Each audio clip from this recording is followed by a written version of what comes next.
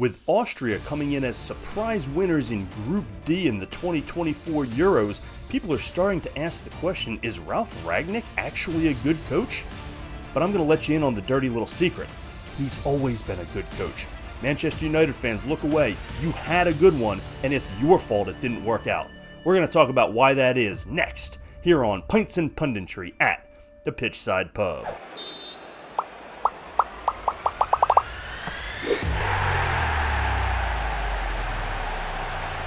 Okay, blaming Manchester United fans may be a little bit harsh. It's as much of management and ownership's fault as it is the fan base, but we can't discount the role that the impatience of Manchester United fans played in the disaster that was the Ralf Rangnick era at Old Trafford, and it really was. I'm not going to downplay and try to spin the fact that he was not successful there, but I think what we're seeing with Austria explains why he wasn't and why he was actually a good coach, and it could have worked had a little bit of patience been given. So we're going to get into that today, but before we do, go ahead and hit the subscribe button for me down below so you can follow the channel. Get down in the comments section. I would love to know your thoughts, Manchester United fans. What did you think then? What are you thinking now? Any revisionist history? Let me hear it down in the comments section. You can also leave comments on Twitter at Pitchside Pub, and of course, check out the website pitchsidepub.com. So the Ralf Rangnick era at Manchester United was basically an unmitigated disaster, right? He was not successful, but for a lot of reasons that have nothing to do with whether or not he's a good coach. We need to understand something. Ralf Rangnick comes from that Red Bull model and that Red Bull organization and system. And say what you will about it, and if you want to complain about the plastic nature of their branding and the way they take over clubs and implement their own system, and they have no history and all, then the multi-club ownership, hey, I'm with you on all that. I'm not a supporter of any of the Red Bull clubs or what they do or anything. I'm with you on that argument. But you have to admit that there's probably no more cohesive top-to-bottom system in the world of club football than in the Red Bull system. If you are a coach in one of their clubs, in their system, you play a certain style. If you are a player, you play a certain style. It is from the top down. And so you know what to expect. And every one of those clubs works together. And should they be allowed to do it is a different question, but they do. And it's that high pressing, super high energy system where you try to create turnovers deep in the opponent's zone and get goals that way. And it requires the utmost of physical, being in shape and physical fitness and high energy and running. And we see it with Jesse Marsch, who did not have success at Leeds and is now trying to implement it in Canada. Ralf Rangnick came to Manchester United and tried to implement it, and it didn't work. But it's not because it couldn't have worked. It's because it was executed horribly from the top down. Ralf Rangnick was brought in to be a consultant on a 2-year contract because the club needed an organizational overhaul, not just in the technical area, not just on the pitch, not just in the dressing room, but from the top down. And that's hopefully what they're getting now with new ownership, but at the time it was very much needed. And Ralf Rangnick was brought in because he came from an organization, from a system that was a model for that. And again, you don't have to love the way Red Bull go about doing it, but you have to give credit where it's due from their cohesiveness from the top down. And it does create some stability. It's why their teams are always somewhat relevant and somewhat competitive. And you know what you're going to get from them. And so that is an admirable thing to want to achieve for any club, and it can be a different system that you're implementing, but the philosophy of having a well-known, well-established, cohesive system from the top down is a really admirable one. It's why Manchester City has so much success. It's why Liverpool has had so much success under Jurgen Klopp, because for a decade, everybody knew what kind of ball they were going to play, and the under 21 and under 18 and under 16 teams, they all played the same style, and you knew what kind of players to go get him because you knew what his style of play was going to be.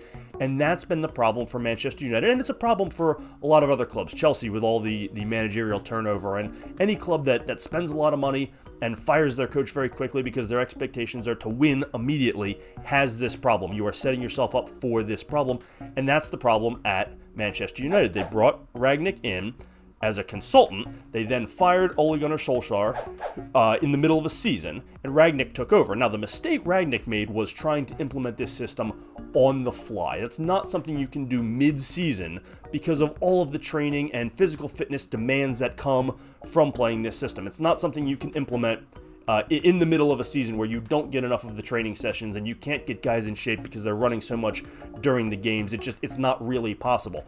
Additionally, you have to think back at what this team was.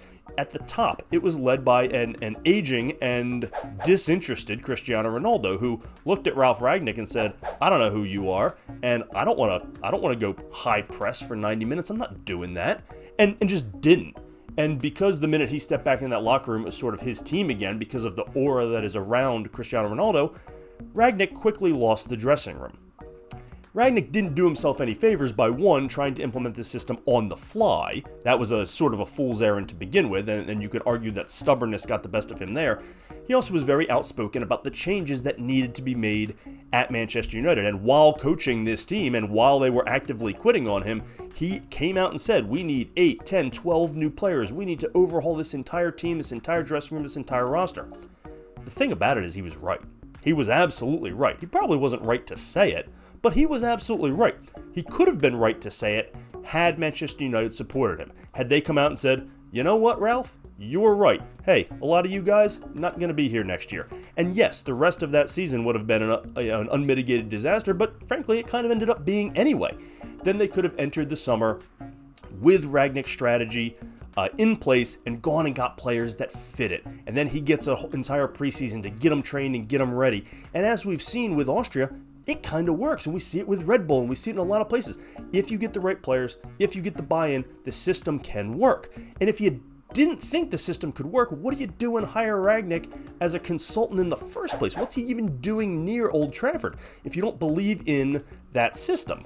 So you have to look back at the thought process that brought him in the first place, and you have to assume that they bought into that high-pressing Red Bull type system anyway, and then when you're going to put him in charge, you have to give him time, you have to give him patience, you have to give him resources, you got to give him the right players. How else do you think this was going to go? It's going to go exactly the way it did. And this is where the fans come in. The expectations at Manchester United to win every year and to win immediately are so utterly ridiculous that it's causing the biggest problem. It's what ran Solskjaer out of there when, after a decent finish the year before, it's what's caused this revolving door of coaches since Fergie left, and it's what made you not tolerate the down step that Rangnick took with his club. And his system is not a plug-and-play system, right? This isn't Sam Allardyce, this isn't Sean Dyche, this isn't one of these relegation saver guys where you can toss him in and he implements a low block 4-4-2 and everybody in the world knows how to play and goes, hey, we're just gonna survive, right? But you plug Sam Allardyce in and he's going to play his system, and every player, you could do it tomorrow, right? You can't do that with Rangnick. You can't do that with this Red Bull system. It doesn't work. It needs time. It needs a cohesive support system from the top down. And you had it. You had it in place. It's what he was brought in to do. It was the lack of patience that made it not work. And the players knew they were going to outlast Rangnick. They knew as soon as they quit on him and the season went downhill that he'd be the scapegoat and he'd be gone. They knew that, and he didn't have the cachet and the reputation to survive that. So they knew they would win that battle, and they did. Most of them are still there. But that's the problem. In the fan base, you guys don't help with your incessant expectations that are 2 decades out of date. So it's a collective failure, but we are seeing that Rangnick can be a good coach. And not just because, he won a couple games in Group D, although winning a group that contains France and the Netherlands is no small accomplishment. And I do think this high-pressing system works on the international level very well, maybe more so than in a long club season.